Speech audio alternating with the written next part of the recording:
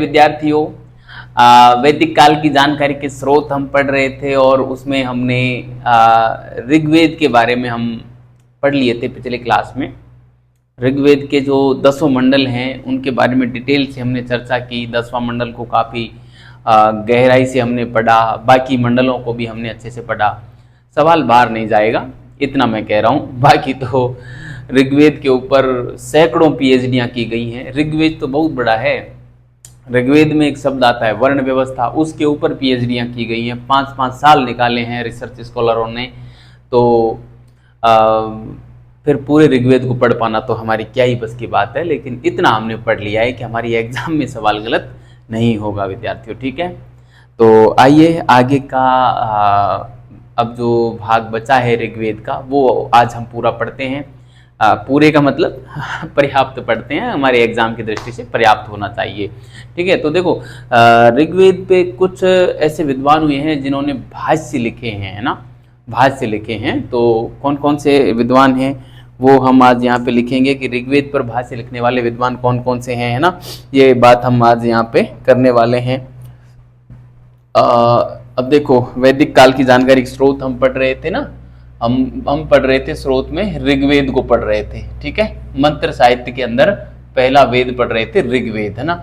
ऋग्वेद के बारे में हमने काफी कुछ जाना। आज हम जानेंगे ऋग्वेद पर भाष्य, है ना। ऋग्वेद पर भाष्य, भाष्य का मतलब एक प्रकार से उसकी टीका वगैरह लिखा जाना होता है विद्यार्थियों। टीका लिखना ना, इस प्रकार से जो मतलब उसका सारांश क्या है ऋग्वेद का वो यहाँ पे लिखा जाता है। तो ऋग्वेद के भाष्य में विद्यार्थियों हमें जो है कई सारे नाम मिलते हैं, जिसमें मैं बताऊं आपको, एक तो स्कंद स्वामी का नाम मिलता है ना। एक हमें जो है सायण आचार्य का नाम मिलता है। एक हमें विवेकानंद का नाम मिलता है। इसके अलावा जो है हमें नारायण का नाम मिलता है, उगदीत का नाम मिलता है ना, आनंद तीर्थ का नाम हमको मिलता है, और हमको जो है एक नाम और मिलता है, जैसे मुगदल का नाम मिलता है, मुगदल का नाम, है ना। तो इस प्रकार से कई सारे नाम मिलते हैं। इसमें जो सायण आचार्य का जो भाष्य है वो काफ़ी प्रामाणिक भाष्य माना जाता है, और मतलब सर्वप्रमुख भाष्य माना जाता है ना। इसको आप ध्यान रखना, बाकी तो ठीक है। ठीक है, तो ये सारे भाष्य हम यहाँ पे लिख डालते हैं। ठीक है, आनंद तीर्थ ने भी लिखा है, आनंद तीर्थ का मैंने नाम शायद बोल दिया था। तो ये सारे भाष्य हम यहाँ पे लिख डालते हैं विद्यार्थियों। तो सबसे पहले मैं लिखूँ तो सायण आचार्य ने भाष्य लिखा, है ना। सायण आचार्य का नाम लिखूंगा मैं, स्कंद स्वामी का नाम लिखूंगा। मतलब स्कंद स्वामी ने सबसे पहले लिखा था, करीब 7वीं सदी में ही लिख दिया था। सायण आचार्य जो थे वो हमारे विजयनगर साम्राज्य के समकालीन हुए थे, जहाँ तक मुझे याद आ रहा है। बुक्का के बाद में हरिहर के समय समथिंग ये हुए थे। बुक्का हरिहर दोनों के काल में रहे थे, है ना, शायद बता रहा हूँ। आप एग्जैक्टली चेक करके गूगल करके मेरे को बताना, कमेंट बॉक्स में कमेंट करके। मैं अभी देख के नहीं आया, लेकिन जितना मुझे याद आ रहा है ये बुक्का और हरिहर प्रथम दोनों के काल में सायण आचार्य जो है रहे थे, है ना। तो स्कंद स्वामी की बात करूँ मैं सबसे पहले, स्कंद स्वामी, है ना। स्कंद स्वामी ने जो भाष्य लिखा वो 7वीं सदी में लिखा था, 7वीं शताब्दी में ना। तो एक इनका हो जाएगा। नंबर 2 सायण आचार्य का भाष्य, है ना। सायण आचार्य का भाष्य, है ना। सायण आचार्य का भाष्य ये सर्व प्रमुख भाष्य माना जाता है।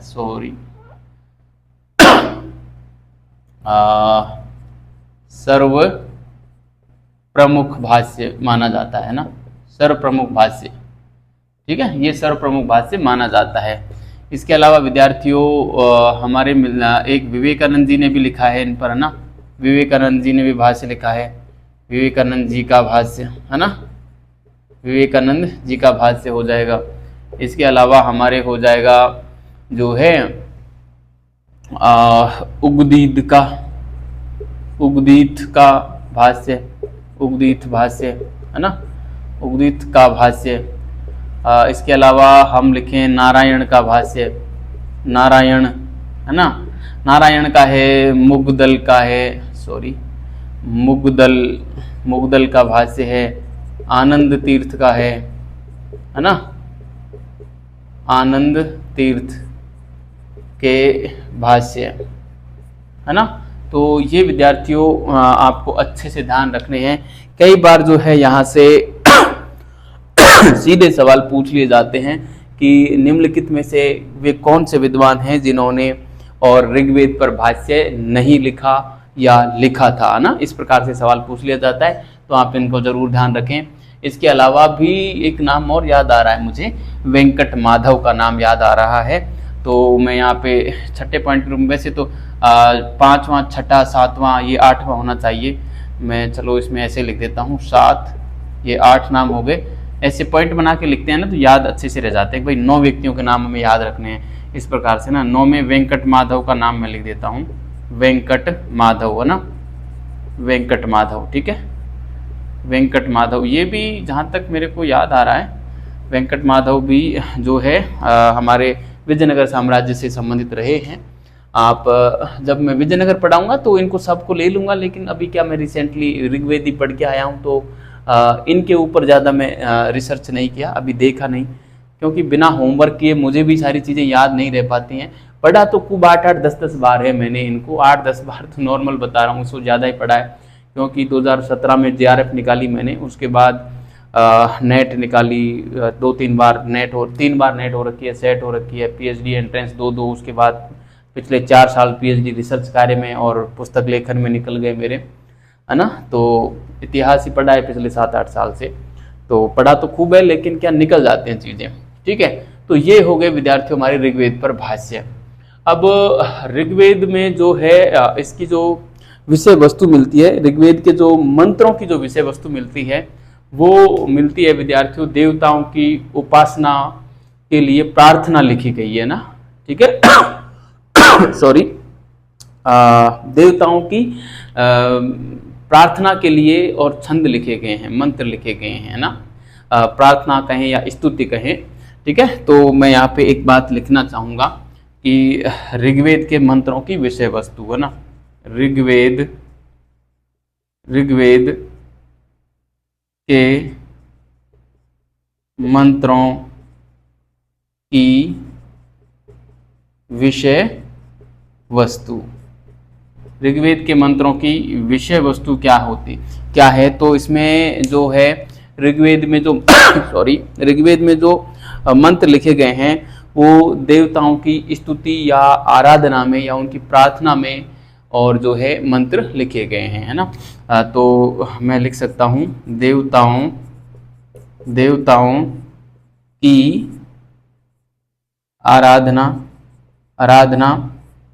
या स्तुति में मंत्र लिखे, मंत्र या ऋक है ना, ऋक के नाम पर ही ऋग्वेद पढ़ा है। ऋक का मतलब छंद होता है ना, छंद क्या होता है, एक निश्चित क्रम में मात्राओं वाली जो रचना होती है, पद्यबद्ध रचना, उसको हम छंद बोलते हैं, है ना। प्रत्येक जो रचना होती है ना, प्रत्येक कविता, वो छंद नहीं होती विद्यार्थियों। छंद तभी बनता है जब मात्राओं का एक निश्चित क्रम दिया जाए, है ना। कई बार हम क्या कर लेते हैं, तुकांत कोई रचना दिख गई तो हम उसको पद्य रचना कह देते हैं। तो कोई आवश्यक नहीं है कि तुकांत रचना हो वही पद्य हो, पद्य वही रचना होगी जिसमें मात्राओं का एक निश्चित क्रम दिया गया हो, तो ही वो पद्यबद्ध रचना होगी, वरना वो हमें दिखने में तो ऐसे लगेगी कि ये पद्य रचना है ना। ऊपरी लाइन की तुकांत निचली लाइन मिलती है, लेकिन वो गद्दी होता है ना। तो देवताओं की आराधना या स्तुति में मंत्र या ऋक लिखे गए, है ना, लिखे गए, ये था ऋग्वेद में। और कुल जो हमें ये जो ऋक हैं इनको छंद बोलते हैं, इसमें कुल 26 प्रकार के छंदों का जिक्र हमको मिलता है ऋग्वेद में, है ना सॉरी। तो एक बात और लिखें कि ऋग्वेद में 26 प्रकार के छंद, 26 प्रकार के छंद मिलते हैं, है ना। ऋग्वेद में 26 प्रकार के जो हैं छंद हमको मिलते हैं विद्यार्थियों। तो ये बात को आप अच्छे से ध्यान रखना, 26 प्रकार के छंदों का जिक्र ऋग्वेद में हुआ है। तो ये हो गया विद्यार्थियों हमारे ऋग्वेद के मंत्रों की विषय वस्तु, है ना। देवताओं की स्तुति में ही बस जो है छंद लिखे गए हैं, ये है ऋग्वेद के अंदर। तो अब हम पढ़ते हैं आगे विद्यार्थियों ऋग्वेद के ब्राह्मण ग्रंथों को, फिर हम पढ़ेंगे ऋग्वेद के आरण्यक ग्रंथ कौन कौन से थे, फिर पढ़ेंगे हम ऋग्वेद के उपनिषद कौन कौन से थे। ठीक है, तो इनको भी हम पढ़ेंगे। अभी हम यहाँ पे मैं हेडिंग जमा देता हूँ ऋग्वेद के ब्राह्मण ग्रंथ। ठीक है, ऋग्वेद अभी हमारा पूरा नहीं हुआ है विद्यार्थियों, एक नई हेडिंग डालिए, वो डालिए ऋग्वेद के ब्राह्मण ग्रंथ, है ना, ऋग्वेद के ब्राह्मण ग्रंथ। ठीक है विद्यार्थियों, ऋग्वेद के ब्राह्मण ग्रंथ पढ़ेंगे हम। देखो ऋग्वेद के ब्राह्मण ग्रंथ जो हैं वो पढ़ेंगे हम। पहले तो आप समझिए कि ब्राह्मण ग्रंथ क्या है। ये पूरे ऋग्वैदिक काल में हमको विभिन्न प्रकार के ब्राह्मण ग्रंथ पढ़ने को मिले, जैसे सतपथ ब्राह्मण में ये लिखा है, ऐत्रेय ब्राह्मण में ये लिखा है, तैत्तिरीय ब्राह्मण में ये लिखा है ना। इस प्रकार के हमको खूब सारे ब्राह्मण ग्रंथ देखने को मिले। आखिर क्या होते हैं ब्राह्मण ग्रंथ? देखो ब्राह्मण ग्रंथ जो हैं ये वेदों पर आधारित होते हैं, पहली चीज। दूसरी बात ये है कि जो यज्ञ और बलि जो दी जाती थी सॉरी, यज्ञ और जो बलि के जो अनुष्ठान होते थे विद्यार्थियों, उन अनुष्ठानों को कहानी के फॉर्मेट में इन ब्राह्मण ग्रंथों में लिखा गया है ना, कहानी के फॉर्मेट में और इन ब्राह्मण ग्रंथों में लिखा गया है। ठीक है, ये बात मिलती है हमको ब्राह्मण ग्रंथों में, काफी महत्वपूर्ण है ये बात, है ना। और जो अधिकांश जो ब्राह्मण ग्रंथ हैं वो गद्य में ही लिखे गए हैं सारे, है ना। तो मैं यहाँ पे लिख देता हूँ, है ना, क्या लिखेंगे हम। ब्राह्मण ग्रंथ जो हैं यहाँ से लिखना प्रारंभ करता हूँ मैं, कि पहली चीज कि ये वेद पर आधारित हैं, है ना, वेद पर आधारित हैं। पहली बात, ब्राह्मण ग्रंथ क्या हैं सॉरी, वेद पर आधारित हैं। इनमें ये या इनमें सॉरी इनमें यज्ञ व बलि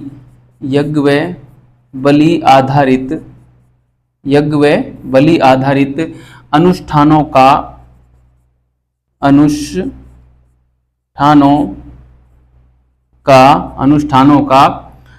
यज्ञ व बलि आधारित अनुष्ठानों का उल्लेख मिलता है, है ना, इनका उल्लेख मिलता है। ठीक है, सामान्यतः जो ब्राह्मण ग्रंथ थे वो गद्य में ही लिखे गए थे, है ना। तो यहाँ पे लिख सकते हैं हम सामान्यतः ब्राह्मण ग्रंथ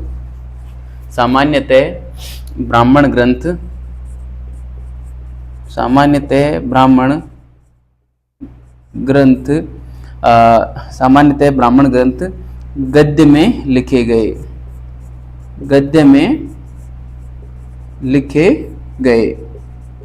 है ना। सामान्यतः ब्राह्मण ग्रंथ जो थे वो विद्यार्थियों गद्य में ही लिखे गए थे। पहली बात, ये हमारी एक बात पूरी हो गई। ब्राह्मण ग्रंथों के अंदर आखिर आता क्या है?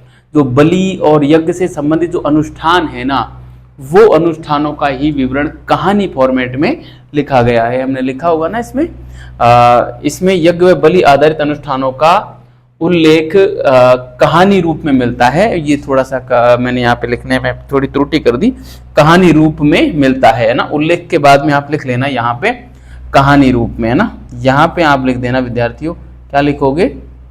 कहानी रूप में मिलता है ना, कहानी रूप में, ये आप ऐड कर देना, कहानी रूप में मिलता है ना। तो और आरंभिक जो ब्राह्मण ग्रंथ थे वो गद्य में लिखे गए थे। ठीक है, आरंभिक हम देखते हैं एक होत्री नामक ऋषि और एक सांख्यायन नामक ऋषि, दो ऋषियों के नाम मिलते हैं। इन दो ऋषियों ने आरंभिक जो ब्राह्मण ग्रंथ थे उनके संकलन का काम किया था। ठीक है। तो इन दोनों ऋषियों का आप विशेष रूप से ध्यान रखना विद्यार्थियों। मैं यहाँ पे लिखना चाहूंगा कि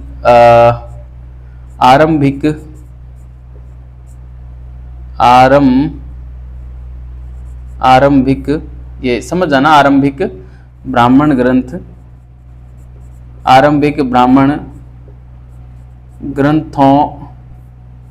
का संकलन, आरंभिक ब्राह्मण ग्रंथों का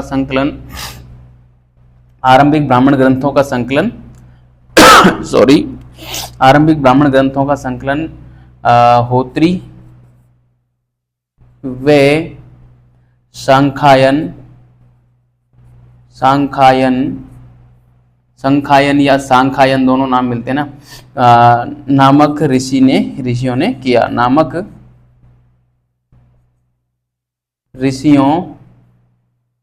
ने किया। ठीक है, ये बात में आप ध्यान रखना। आरंभिक ब्राह्मण ग्रंथों का संकलन होत्री व सांखायन नामक ऋषियों ने किया था। ठीक है, इन दोनों को आप विशेष रूप से ध्यान रखना, पूछ सकते हैं इस प्रकार का सवाल। और कुल जो ब्राह्मण ग्रंथ हैं विद्यार्थियों वो 18 माने गए हैं, और उनमें से 2 ब्राह्मण ग्रंथ ऋग्वेद के माने गए हैं, ऐत्रेय व कौशितकी। ठीक है, ये बात हम लिखेंगे यहाँ पे। अगली बात हम लिखेंगे कि कुल ब्राह्मण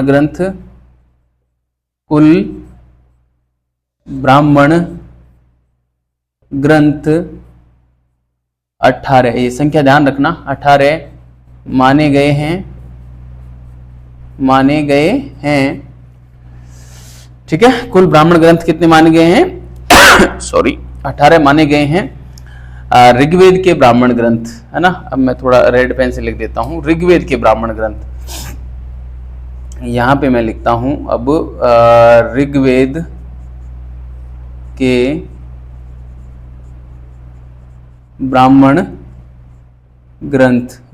ब्राह्मण ग्रंथ हैं। एक तो है ऐत्रेय और दूसरा हो जाएगा हमारा कौशितकी। ठीक है, कौशितकी। ठीक है, ऐत्रेय और कौशितकी, ये 2 ऋग्वेद के ब्राह्मण ग्रंथ हैं। ठीक है, अब इनके बारे में हम थोड़ी सी जानकारी हम जानेंगे, थोड़ा सा इनके बारे में जानकारी मिलती है ऐत्रेय ब्राह्मण के बारे में और कौशितकी के बारे में। तो देखो, कौशितकी को तो मैं यहीं पे लिख देता हूं। ठीक है, कौशितकी के बारे में मैं जिक्र यहीं कर देता हूं। एक तो ये जो है कौशितक ऋषि द्वारा संकलित किया गया, है ना। कौशितक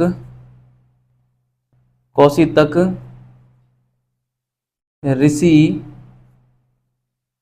द्वारा संकलित किया गया, कौशितक ऋषि द्वारा संकलित किया गया, है ना। कौशितक ऋषि द्वारा संकलित किया गया, और ये ऐत्रेय ब्राह्मण से भी पुराना है ये, है ना, ऐत्रेय से भी पुराना है ना। तो हम यहाँ पे लिख सकते हैं ऐत्रेय ब्राह्मण से प्राचीन, ऐत्रेय ब्राह्मण से प्राचीन माना जाता है। ठीक है, ऐत्रेय ब्राह्मण से प्राचीन माना जाता है कौशितकी को। ठीक है, तो ये हमारा कौशितकी हो गया। अब मैं यहाँ पे ऐत्रेय ब्राह्मण के बारे में और लिखना चाहूंगा, ऐत्रेय ब्राह्मण के बारे में। ठीक है, तो ऐत्रेय ब्राह्मण के बारे में यहाँ पे लिख देता हूँ, ये जगह बच रही है हमारी। ठीक है, ऐत्रेय ब्राह्मण के बारे में। ठीक है, तो 1 नंबर पे हमने कौशितकी लिख लिया एक तरीके से मान लो, तो 2 नंबर पे मैं यहाँ पे लिख रहा हूँ ऐत्रेय ब्राह्मण, है ना, ऐत्रेय ब्राह्मण। ठीक है, ऐत्रेय ब्राह्मण। इसका कौशितकी नाम क्यों पड़ा? कौशितक ऋषि के द्वारा संकलित किया गया था, इसलिए इसका नाम कौशितकी पड़ा। उसी प्रकार ऐत्रेय ब्राह्मण का नाम देखो, ऐत्रेय ब्राह्मण को संकलित करने का काम किया था विद्यार्थियों महीदास ने, महीदास नामक एक ऋषि था उसने।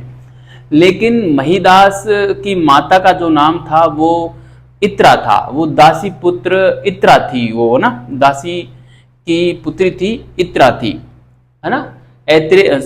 महीदास नामक ऋषि ने ऐत्रेय ब्राह्मण का संकलन किया था और महिदास की माता का नाम इत्रा था और उसी के नाम पर इसका नाम ऐत्रेय नाम पड़ा। ठीक है, तो इसका संकलन करता मैं लिखूं, संकलन करता कौन है? संकलन करता, ठीक है, संकलन करता हो जाएंगे महिदास, संकलन करता महिदास। ठीक है, अब महिदास की मां इत्रा के नाम पर ऐत्रेय नाम पड़ा। मैं सीधा लिख देता हूं, महिदास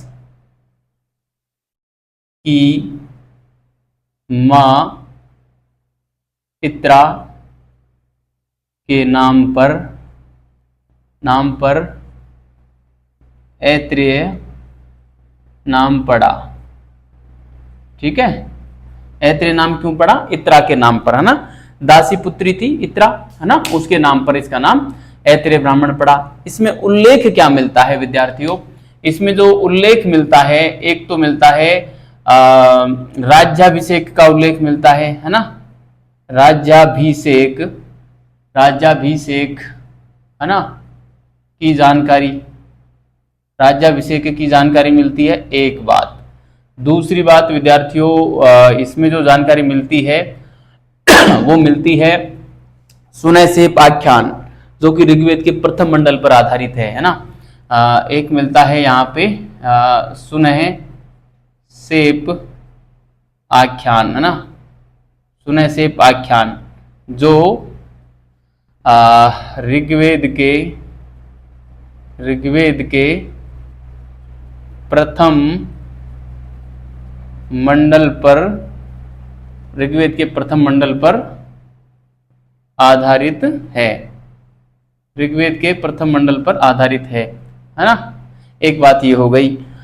सुनैसेप आख्यान ना, ध्यान रखना, बहुत बार ऐसा सवाल पूछते हैं कि सुनैसेप आख्यान का संबंध किस ब्राह्मण ग्रंथ से है? तो ऐत्रेय ब्राह्मण से है। सुनैसेप आख्यान का संबंध किस वेद से है? तो ऋग्वेद से है ना। किस मंडल से है? तो प्रथम मंडल से है। इस प्रकार से भी सवाल बन सकता है। हर प्रकार से आपको अलर्ट रहना है विद्यार्थियों, बार बार पढ़ना है, तब जाके चीजें जो हैं स्थायित्व प्रदान करेंगी मस्तिष्क में, वरना एक बार, दो बार, तीन बार पढ़ने से चीजें डेफिनेटली हम नहीं कह सकते। जब तक आप 5 से 7 बार पाठ्यक्रम को नहीं पढ़ोगे ना, तब तक सिलेक्शन नहीं होगा।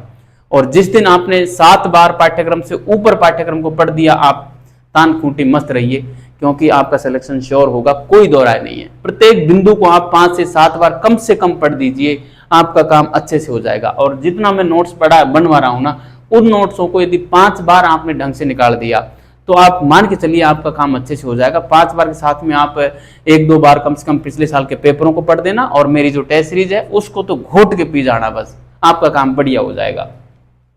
ठीक है, ऐत्रेय ब्राह्मण में और क्या जानकारी मिलती है? तो इसमें मैं लिखूं, एक जानकारी और मिलती है, एक ऐसी नाव की जानकारी मिलती है जो पृथ्वी को चारों ओर से घेरे हुए सागर से पार करने वाली नाव की जानकारी मिलती है ना। तो इसमें मैं लिखूंगा पृथ्वी को चारों ओर से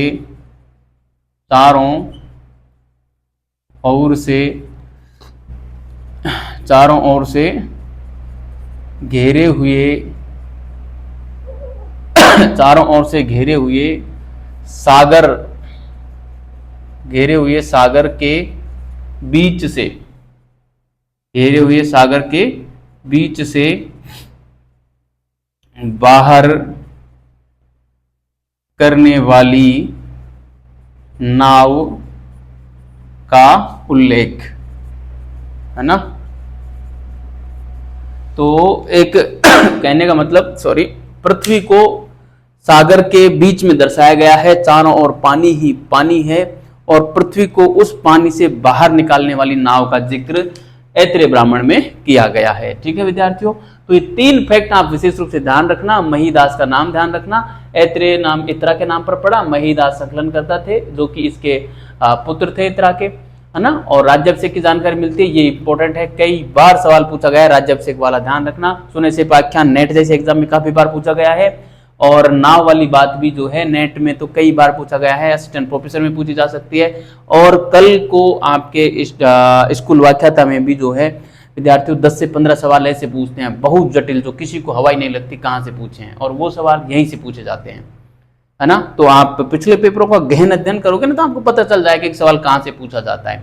मेरे पास सारे पेपर हैं, मैं प्रिंट करवा के रखता हूँ। 2024 के सारे पेपरों को प्रिंट करवा लिया, उससे पहले के तो पुस्तकों में डाल रखे हैं सारे लोगों ने, तो पुस्तक हम ले आते हैं तो वहां पे मिल जाते हैं, है ना। तो ये हो गए प्यारे विद्यार्थियों हमारे ऋग्वेद के जो ब्राह्मण ग्रंथ थे वो हमने यहाँ पे पूरे पढ़ लिए, बढ़िया से ब्राह्मण ग्रंथ पढ़ लिए। आप इसका स्क्रीनशॉट लें और मैं इसको हटा रहा हूँ, मिटा रहा हूँ, ठीक है। और अब हम आते हैं ऋग्वेद के आरण्यक ग्रंथों पे, फिर हम पढ़ेंगे ऋग्वेद के उपनिषद ग्रंथ और आज का टॉपिक पूरा हो जाएगा, ठीक है। तो मैं इसको मिटा रहा हूं। तो विद्यार्थियों देखो, बार बार जब तक आप पढ़ोगे ना तो चीजें जिस प्रकार से मुझे याद हैं ये सारी बात, उस प्रकार से आपको भी याद हो जाएंगी, है ना। मैं कोई स्पेशली नहीं हूं कि मेरे को ये इतनी से पूरा मैटर याद है।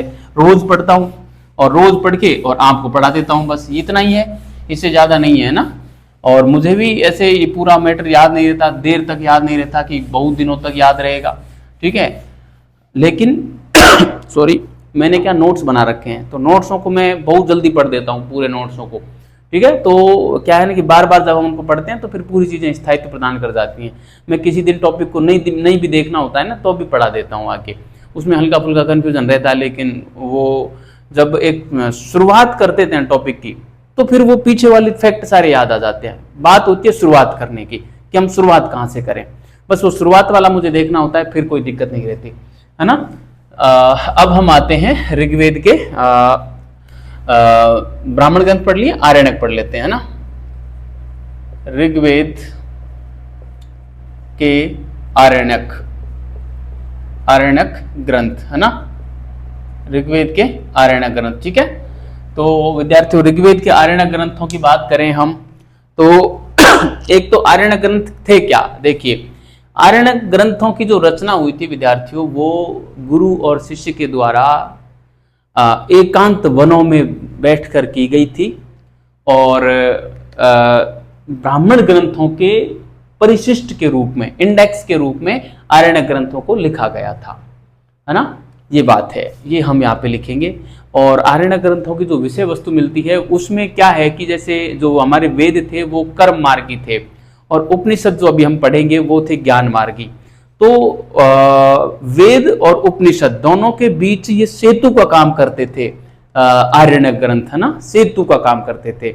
और इनमें जो है हमें जो यज्ञ थे उनकी आध्यात्मिक व्याख्या मिलती है ना, यज्ञों की आध्यात्मिक व्याख्या और प्रतीकों की उपासना, है ना, प्राण विद्या के जो रहस्य हैं वो सारे उनका उल्लेख इसमें मिलता है। इसलिए ऐसा माना जाता है कि जो आरण्यक ग्रंथ हैं इन्हीं से ही भारतीय दर्शन का आरंभ माना जाता है ना। आरण्यक ग्रंथों से ही भारतीय दर्शन का जो है आरंभ माना जाता है विद्यार्थियों। तो मैं यहाँ पे लिखता हूँ सॉरी, हम लिखेंगे कि ये ग्रंथ, आरण्यक ग्रंथों की बात कर रहा हूँ मैं अभी, है ना, स्पेशली आरण्यक ग्रंथ। तो मैं लिखूंगा ये ग्रंथ गुरु व शिष्य द्वारा एकांत वनों में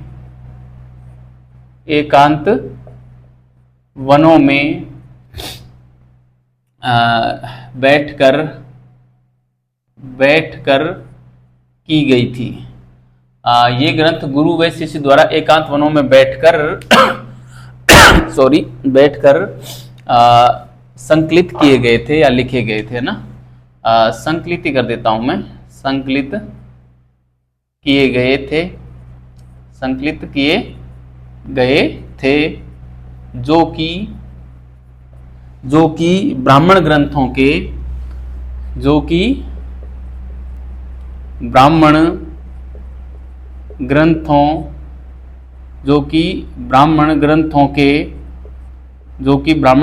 के परिशिष्ट, है ना, जो कि ब्राह्मण ग्रंथों के परिशिष्ट या मैं कहूं इंडेक्स के रूप में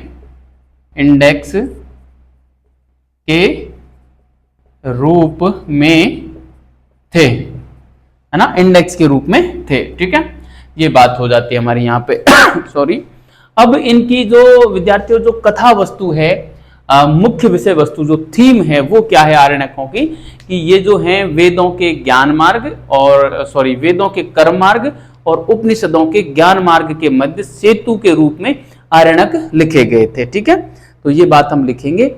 और जो आरंभिक आरण्यक थे उसमें जो आरण्यक ग्रंथ जो थे उसमें आरंभिक जो यज्ञ थे उनकी आलोचना भी की गई है इनमें, है ना। तो ये बात हम यहाँ पे लिखेंगे विद्यार्थियों। क्या लिखेंगे, एक बात हम ये लिखेंगे कि आरण्यक ग्रंथ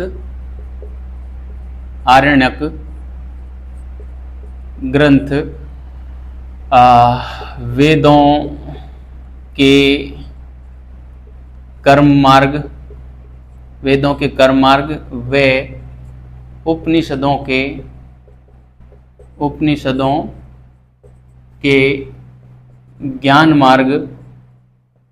उपनिषदों के ज्ञान मार्ग के मध्य सेतु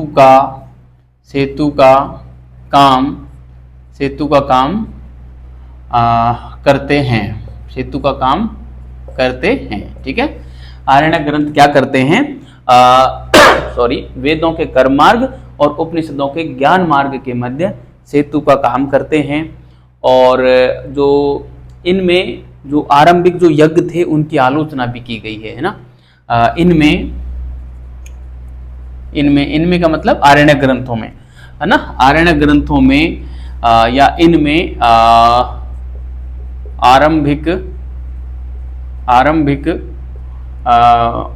आरंभिक यज्ञों की आलोचना की गई है। आरंभिक यज्ञों की आलोचना की गई है ना, आरंभिक यज्ञों की आलोचना की गई है। ठीक है, ये इनका जो है मुख्य जो है विद्यार्थियों विषय वस्तु है वो इसमें हमारी आ गई। इसके अलावा इनकी विषय वस्तु में और भी कई सारी चीजें हैं, जैसे इसमें दार्शनिक सिद्धांत हैं, गूढ़ जो रहस्य हैं, जो रहस्यमय सिद्धांत हैं, है ना, गूढ़ रहस्य या जो रहस्यमय सिद्धांत हैं उनका इसमें उल्लेख किया गया है। इस कारण आरण्यकों को भारतीय दर्शन का आरंभ जो है वो आरण्यकों से माना जाता है ना। ये बात भी मैं यहाँ पे लिखूंगा। देखिए इस बात को अच्छे से समझना आप। देखो क्या है कि इनमें का मतलब आरण्यक ग्रंथों में इनमें दार्शनिक सिद्धांत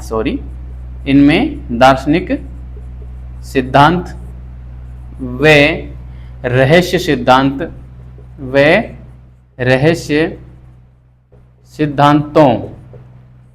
रहस्य सिद्धांतों का उल्लेख मिलता है।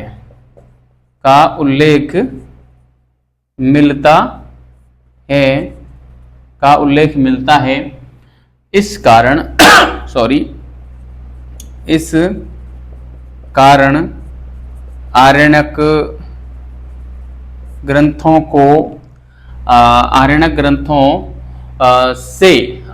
आरण्यक ग्रंथों से भारतीय दर्शन का आरंभ माना जाता है। इस कारण आरण्यक ग्रंथों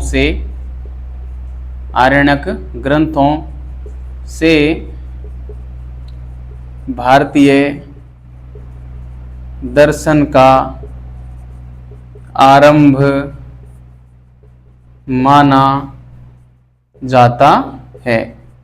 भारतीय दर्शन का आरंभ माना जाता है ना। इनमें दार्शनिक सिद्धांत व रहस्य सिद्धांतों का उल्लेख मिलता है। इस कारण आरण्यक ग्रंथों से भारतीय दर्शन का आरंभ माना जाता है। ठीक है अब मैं बात करूं आरण्यक ग्रंथ जो थे विद्यार्थियों उनकी संख्या हमें कुल 7 मिलती है और वही ऐत्रेय व कौशितकी नाम के 2 आरण्यक ग्रंथ ऋग्वेद के मिलते हैं। ठीक है, यही बात है। मतलब ऋग्वेद के ब्राह्मण ग्रंथ हो चाहे आरण्यक ग्रंथ हो या उपनिषद ग्रंथ हो, तीनों के एक ही नाम है, ऐत्रेय और कौशितकी के नाम से ही जाने गए हैं। ठीक है, तो इसमें एक बात और लिखेंगे हम, क्या लिखेंगे, कुल आरण्यक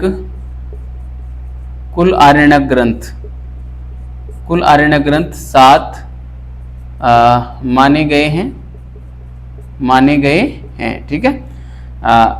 सॉरी, कुल आर्यन ग्रंथ 7 माने गए हैं। मैं यहाँ पे लिखना चाहूंगा ऋग्वेद के आरण्यक ग्रंथ, ऋग्वेद के आरण्यक ग्रंथ। ऋग्वेद के विद्यार्थियों आरण्यक ग्रंथ कौन कौन से हैं? तो वही 1 नंबर पे मैं लिख देता हूं ऐत्रेय, है ना, ऐत्रेय, और 2 नंबर पे मैं लिख देता हूं कौशितकी, कौशितकी, ठीक है। तो ये हो गए विद्यार्थियों हमारे ऋग्वेद के आरण्यक ग्रंथ, ठीक है। तो आरण्यक ग्रंथों में इतना ही है, बहुत कुछ है नहीं आरण्यक ग्रंथों में, ठीक है। अब हम आते हैं ऋग्वेद के सॉरी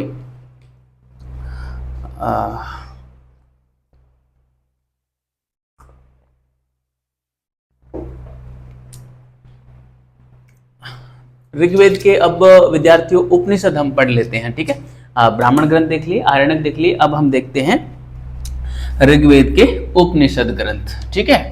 तो आप एक और हेडिंग डालेंगे ऋग्वेद के उपनिषद, ऋग्वेद के उपनिषद ग्रंथ, है ना, ऋग्वेद के उपनिषद ग्रंथ, ठीक है विद्यार्थियों। अब इसमें उपनिषद ग्रंथ, देखो उपनिषद का अर्थ क्या होता है, पहले उपनिषद का अर्थ समझेंगे, फिर उपनिषदों की कथा वस्तु समझेंगे, फिर उपनिषदों की टोटल संख्या समझेंगे, और उसके बाद हम ऋग्वेद के उपनिषद समझेंगे, ठीक है। सॉरी, देखो उपनिषद का अर्थ होता है, देखो उपनिषद 3 शब्दों से मिला है। उप मतलब समीप, नी मतलब निष्ठा पूर्वक, और सद यानी बैठना, यानी कि गुरु के समीप शिष्य का निष्ठा पूर्वक बैठना। क्यों? गूढ़ रहस्यों का या गूढ़ रहस्यों की आध्यात्मिक व्याख्या जानने हेतु, बस ये अर्थ है उपनिषद का। क्या अर्थ है देखो, मैं यहाँ पे लिखना चाहूंगा, मैं थोड़ा सा किस पेन का इस्तेमाल कर लेता हूँ, अच्छा लगता है ये पेन, दिखता आपको कम है पर मैं फिर भी लिखता हूँ कि आपको इतना समझ आ ही जाएगा। देखो ये एक तो उप शब्द से बना है, उप शब्द, उप का अर्थ होता है समीप, उप का अर्थ क्या होता है? समीप, है ना। और एक शब्द इसमें है नी, निही, है ना। निही शब्द का जो अर्थ होता है वो होता है निष्ठा पूर्वक, है ना, निष्ठा पूर्वक, ठीक है। निही का अर्थ होता है निष्ठा पूर्वक। और एक शब्द है सद, है ना, सद, सद का अर्थ होता है विद्यार्थियों उप का मतलब समीप, और नी का मतलब निष्ठा पूर्वक, और सद का मतलब होता है बैठना। क्या होता है? बैठना, है ना। इस प्रकार हम जो है विद्यार्थियों इन तीनों शब्दों को मिलाकर जो हम एक निश्चित अर्थ निकालते हैं उपनिषद का, वो ये निकालते हैं कि गुरु के समीप शिष्य का गूढ़ रहस्यों की आध्यात्मिक व्याख्या जानने के लिए निष्ठापूर्वक बैठना, है ना। तो हम क्या लिखेंगे इसमें कि गुरु के समीप, गुरु के समीप, गुरु के समीप, गुरु के समीप शिष्य का, गुरु के समीप शिष्य का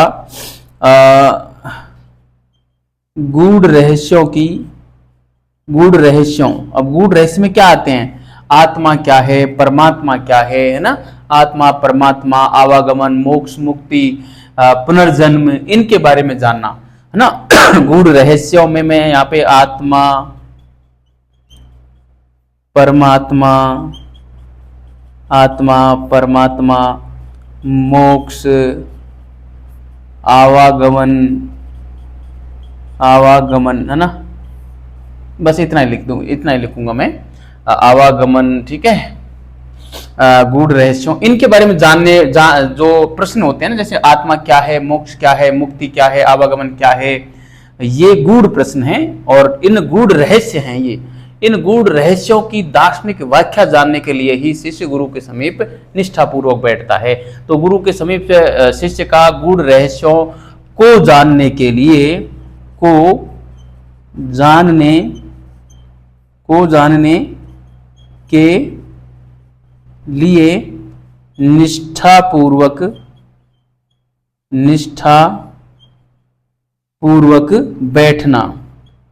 निष्ठापूर्वक बैठना क्या कहलाता है? उपनिषद कहलाता है ना, उपनिषद कहलाता है। ठीक है, तो सॉरी ये उपनिषद का मामला आपको समझ में आ गया होगा कि उपनिषद क्या है, कि गुरु के समीप निष्ठापूर्वक शिष्य का बैठना, और किस लिए बैठना? गूढ़ रहस्यों की जो आध्यात्मिक व्याख्या है, मैंने लिखा कि नहीं लिखा, गुरु के समीप शिष्य का गूढ़ रहस्यों को जानने के लिए, या सॉरी इसको थोड़ा सा मैं मॉडिफाई करना चाहूंगा, थोड़ी सी चीज हमने छोड़ दी, गूढ़ रहस्यों की आध्यात्मिक व्याख्या जानने के लिए ना, सॉरी, गूढ़ रहस्यों की आध्यात्मिक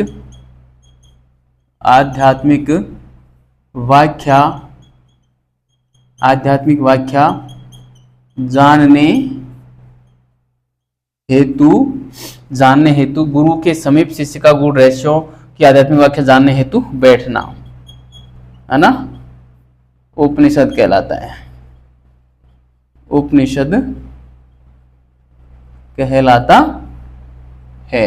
ठीक है, उपनिषद कहलाता है। बीच बीच में दिमाग में क्या कुछ और चीज चलने लग जाती है ना, तो चीजें मिस हो जाती हैं। उसी प्रकार से ये अभी मेरे दिमाग में मैं कुछ और सोचने लगा था, काम कुछ और कर रहा था, सोच कुछ और रहा था, तो फिर जो है ये बात छूट गई। ठीक है, लेकिन अब आ गई है तो कोई दिक्कत नहीं है। ठीक है, एक बात हो गई है। उपनिषदों को जो है ये भारतीय दर्शन का चरम माना गया है, इसलिए उपनिषदों को वेदांत दर्शन भी कहा गया है विद्यार्थियों। तो ये बात भी मैं यहाँ पे अभी लिख देता हूँ सॉरी। ठीक है, तो एक बात और मैं यहाँ पे लिखूंगा, क्या लिखूंगा कि उपनिषदों को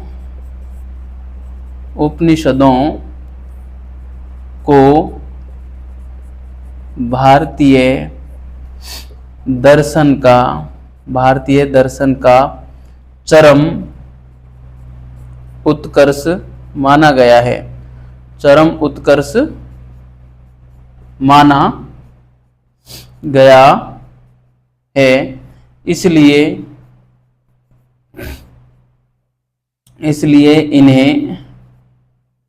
इसलिए इन्हें वेदांत दर्शन भी कहा जाता है। वेदांत दर्शन, है ना, वेदांत दर्शन भी कहा जाता है। मतलब वेदों का अंत करने वाला दर्शन भी है, मतलब इसके बाद अंत हो जाता है, मतलब अंत का मतलब चरम आ जाता है। इसके बाद जो सारे जो गूढ़ रहस्य थे उनका जवाब उपनिषद हमें दे देते हैं, तो वो चरम आ जाता है, पीक पॉइंट आ जाता है। इसलिए इसके बाद अंत हो जाता है इसका वैदिक काल का, तो इसलिए भी इसको वेदांत दर्शन कहा जाता है। और वेदांत दर्शन जो है विद्यार्थियों, वेदांत दर्शन के हमको 3 साधन मिलते हैं, है ना। वेदांत दर्शन के 3 साधन मिलते हैं, जिसमें एक हमारा ब्रह्मसूत्र आता है और एक हमारा आता है मतलब ब्रह्मसूत्र, एक आता है भगवत गीता, ब्रह्मसूत्र भगवत गीता, और एक आते हैं हमारा ब्रह्मसूत्र भगवत गीता, और एक और आता है दिमाग से निकल रहा है, मैं कह रहा हूँ ना, बीच बीच में कुछ और सोचने लग जाते हैं तो चीज़ें जो हैं मिस हो जाती हैं, याद नहीं आ पा रही हैं। ब्रह्मसूत्र है, भगवत गीता है और उपनिषद है। उपनिषद ही पढ़ रहे हैं ना, हाँ। तो मतलब जो वेदांत दर्शन है उसके जो है 3 साधन हैं वेदांत दर्शन के। 3 साधन में हमारे एक तो उपनिषद आ जाएंगे, और एक हमारा ब्रह्मसूत्र आ जाएगा बादरायण वाला, और एक हमारा भगवत गीता आ जाएगी। इन तीनों जो ग्रंथ हैं इनको हम प्रस्थानत्रयी के नाम से भी जानते हैं, और ये वेदांत दर्शन के 3 साधन माने गए हैं। प्रस्थानत्रयी इनको कहा जाता है। आरएस मेंस 2018 में पूछा गया था, बिल्कुल आरएस मेंस 2018 में प्रस्थानत्रयी के बारे में, है ना। तो मैं इसको मिटा रहा हूँ विद्यार्थियों, और हम आते हैं अगले बिंदु पर, मतलब अगली स्लाइड पे आते हैं, और वहां पे आज की क्लास पूरी हो ही जाएगी, इतना ही मैटर बचा है ना। मैं इसको मिटा रहा हूँ, ठीक है। आर्यन ग्रंथ हम भी पढ़ रहे हैं, आर्यन ग्रंथों में लिखेंगे तो उसको मैं नहीं मिटाऊंगा, ठीक है। तो जो वेदांत दर्शन है उसके 3 साधन कौन कौन माने गए हैं? एक तो उपनिषद, और एक हमारा बादरायण का ब्रह्मसूत्र, और एक हमारी भगवत गीता, है ना। ये माने गए हैं विद्यार्थियों, 3 वेदांत दर्शन के साधन माने गए हैं, है ना। और इन तीनों साधनों को क्या कहा जाता है? प्रस्थानत्रयी कहा जाता है। तो मैं यहाँ पे लिखना चाहूंगा वेदांत दर्शन के 3 साधन माने गए हैं। वेदांत दर्शन के 3 साधन माने गए हैं, कौन कौन से हैं? एक तो है हमारा ब्रह्मसूत्र, है ना। ब्रह्मसूत्र किसने लिखा था? बादरायण ने लिखा था, है ना। इसके ऊपर बहुत सारी टीकाएं की गई हैं विद्यार्थियों, बहुत सारी की गई हैं बादरायण के ब्रह्मसूत्र के ऊपर, ठीक है। सॉरी। इसके अलावा जो दूसरा है विद्यार्थियों, वो है दूसरा जो है वो है हमारा भगवत गीता, और तीसरा हो जाएगा विद्यार्थियों उपनिषद हो जाएंगे, है ना। उपनिषद, ठीक है, उपनिषद। और इन तीनों को हम क्या कहते हैं? प्रस्थान त्रयी कहते हैं, ठीक है। तो वेदांत दर्शन के 3 साधन ये हो गए। और अब हम मैं यहाँ पे नीचे लिखूंगा उक्त तीनों को, है ना। मैं यहाँ पे लिखूंगा उक्त तीनों को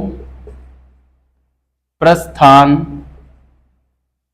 त्रयी, ये ध्यान रखना, ये नाम प्रस्थान त्रयी कहा जाता है। उक्त तीनों को जो है प्रस्थान त्रयी कहा जाता है, ठीक है। तो ये हो गया विद्यार्थियों एक उपनिषदों के बारे में एक बेसिक परिचय। इसके अलावा मैं बात करूं जो उपनिषद थे सॉरी उपनिषद विद्यार्थियों गद्य व पद्य दोनों में लिखे गए थे। आरंभिक जो उपनिषद थे वो गद्य में, और बाद के उपनिषद पद्य में लिखे गए थे, ठीक है। तो एक बात मैं ये भी यहाँ पे लिखना चाहूंगा, उपनिषद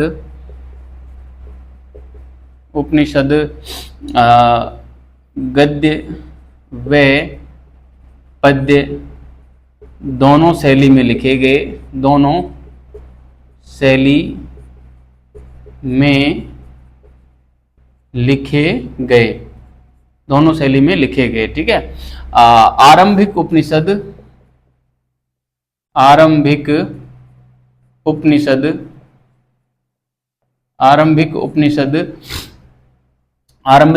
गद्य में व बाद वाले पद्य में लिखे गए, है ना। पद्य में लिखे गए, ठीक है। बाद वाले जो थे सॉरी बाद वाले पद्य में लिखे गए, ठीक है। और जो एक उपनिषद ग्रंथ है मुक्तिकोपनिषद, है ना। मुक्तिकोपनिषद में विद्यार्थियों 108 उपनिषदों का जिक्र मिलता है। तो उपनिषद कुल कितने हैं? 108। कहां से जानकारी मिलती है? मुक्तिकोपनिषद से मिलती है, ठीक है। तो ये बात भी मैं यहाँ पे लिखना चाहूंगा विद्यार्थियों, मुक्तिकोपनिषद, है ना। मुक्तिकोपनिषद में 108 उपनिषदों का उल्लेख मिलता है। 108 उपनिषदों का उल्लेख मिलता है ना। 108 उपनिषदों का उल्लेख मिलता है, ठीक है विद्यार्थियों। सॉरी। लेकिन जो विद्यार्थियों प्रमुख जो उपनिषद माने गए हैं ना, वो 10 उपनिषद ही माने गए हैं 108 में से। और वो 10 कौन से हैं? वो 10 वे उपनिषद हैं जिन पर शंकराचार्य ने भाष्य लिखे थे, है ना। शंकराचार्य ने जिन 10 उपनिषदों पर भाष्य लिखे, वो 10 उपनिषद ही 108 उपनिषदों में से प्रमुख उपनिषद माने गए। वो 10 कौन कौन से हैं? जैसे प्रश्न उपनिषद है ना, ईश उपनिषद, ईश उपनिषद, एक केन उपनिषद, एक प्रश्न उपनिषद, एक कठोपनिषद है ना, इसके अलावा ऐत्रेय उपनिषद, तैत्तिरीय उपनिषद, छांदोग्य उपनिषद, बृहदारण्यक उपनिषद है ना, और कौन से बचे, ऐत्रेय, तैत्तिरीय, छांदोग्य, बृहदारण्यक है ना, 4 हो गए। ईश, केन, कठ, प्रश्न, मुंडक और मांडुक्य, ये 10 उपनिषद हैं पूरे है ना। तो मैं यहाँ पे लिखना चाहूंगा, ठीक है सॉरी, शंकराचार्य द्वारा, शंकराचार्य बड़ा कमाल का व्यक्ति था ये विद्यार्थियों। 788 ईस्वी में केरल के कलादी में जन्मे और 820 ईस्वी में, मात्र 820 ईस्वी में इनका देहावसान हो गया। देखिए क्या कमाल का बंदा था ये, मात्र 32 साल की उम्र में जिया, 32 साल की उम्र ही जिया, लेकिन इतना गजब का दर्शन देके गया कि मतलब इनको कोई हिला नहीं पाया। आज तक ये कहा जाता है कि इनको कोई हिला नहीं पाया। मतलब उस जमाने के जितने भी पंडित थे, जितने भी जो धर्म ग्रंथ चल रहे थे, सबको खारिज किया और अपना एक नया सिद्धांत इन्होंने दिया, और जो हिंदू दर्शन है उसको फिर से समाज में स्टेबल किया। वरना शंकराचार्य से पहले हिंदू धर्म का प्रभाव जो था लगभग समाप्त प्राय हो गया था, और जैन धर्म, बौद्ध धर्म का बोलबाला चल रहा था पिछले 1000 साल से, है ना। तो ये थे शंकराचार्य, मात्र 32 साल की उम्र में अपना कमाल करके चले गए।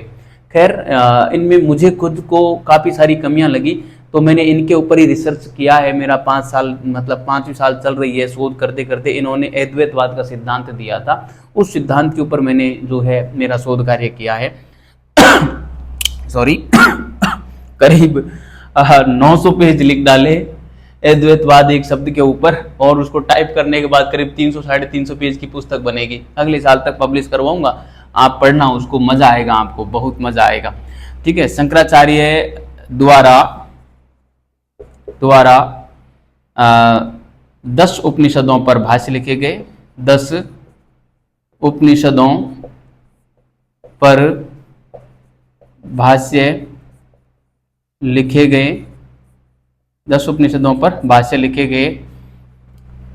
इन 10 उपनिषदों को ही, इन 10 उपनिषदों को ही, इन 10 उपनिषदों को ही प्रमुख उपनिषद माना जाता है ना।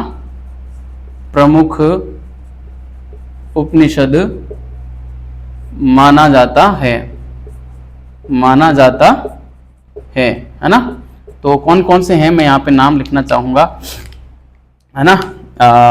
यहाँ पे लिख देंगे ईशोपनिषद भी लिखते हैं, है ना, ईशोपनिषद, है ना, ईशोपनिषद, ठीक है।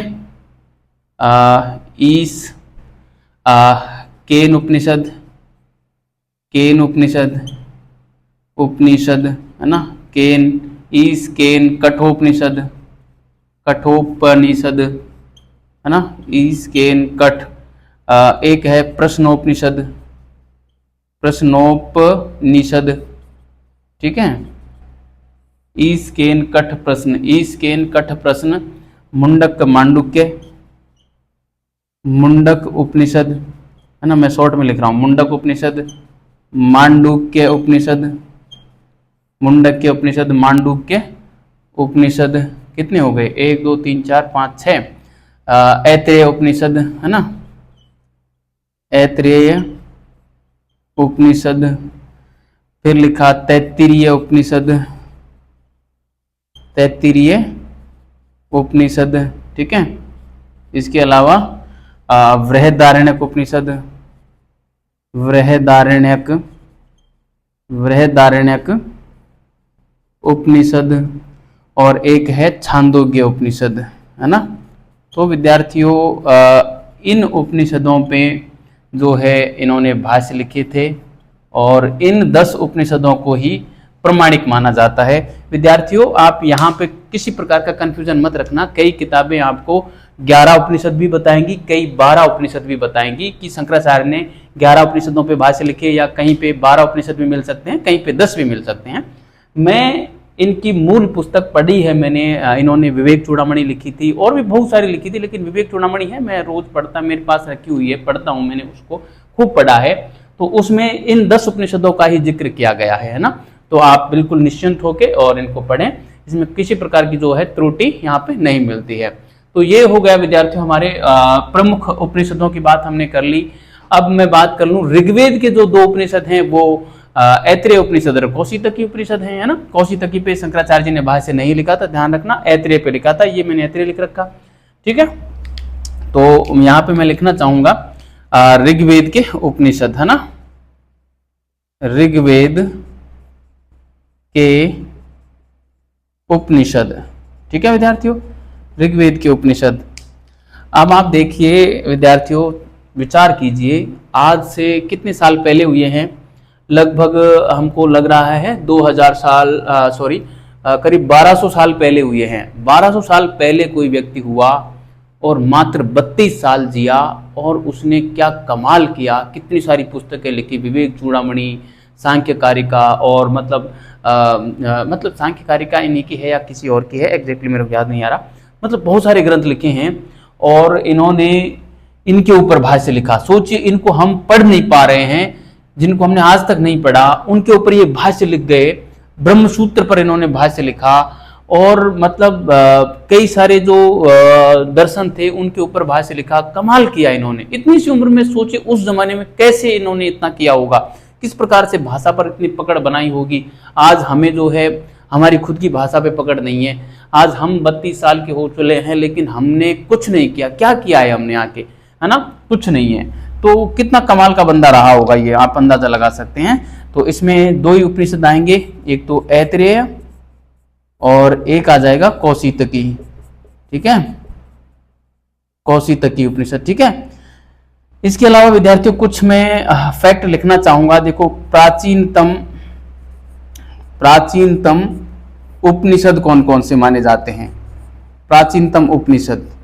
तो प्राचीनतम उपनिषद में ये बृहदारण्यक और छांदोग्य उपनिषद दोनों प्राचीनतम ही हैं विद्यार्थियों, ठीक है। बृहदारण्यक व छांदोग्य, ठीक है, बृहदारण्यक व छांदोग्य उपनिषद प्राचीनतम है। इसके अलावा मैं बात करूं बृहदतम सबसे बड़ा उपनिषद विद्यार्थियों बृहदारण्यक है, ध्यान रखना, ठीक है। मैं दोबारा नहीं लिखूंगा, आप लिख लेना, केवल बृहदारण्यक उपनिषद सबसे बड़ा उपनिषद माना जाता है, ठीक है। सबसे जो छोटा माना जाता है वो माना जाता है विद्यार्थियों ईशोपनिषद, है ना। जो ईशोपनिषद है वो सबसे छोटा, ईशोपनिषद नहीं है, सॉरी, मांडुक्य उपनिषद जो है वो सबसे छोटा है ना। मांडुक्य, इस पे भाष्य भी लिखा गया। ईशोपनिषद पे तो इसने भाष्य भी लिखा, लेकिन ये जो मांडुक्य उपनिषद है वो सबसे छोटा माना जाता है, ठीक है। तो मांडुक्य उपनिषद जो है ये सबसे छोटा माना जाता है, मांडुक्य उपनिषद, ठीक है। मांडुक्य उपनिषद सबसे छोटा माना जाता है और सबसे बृहत, प्राचीनतम, सबसे नया, एक और मैं लिखूं सबसे नया, तो सबसे नया उपनिषद कौन सा है विद्यार्थियों। तो सबसे नया में विद्यार्थियों थोड़ी सी कंट्रोवर्सी नजर आती है।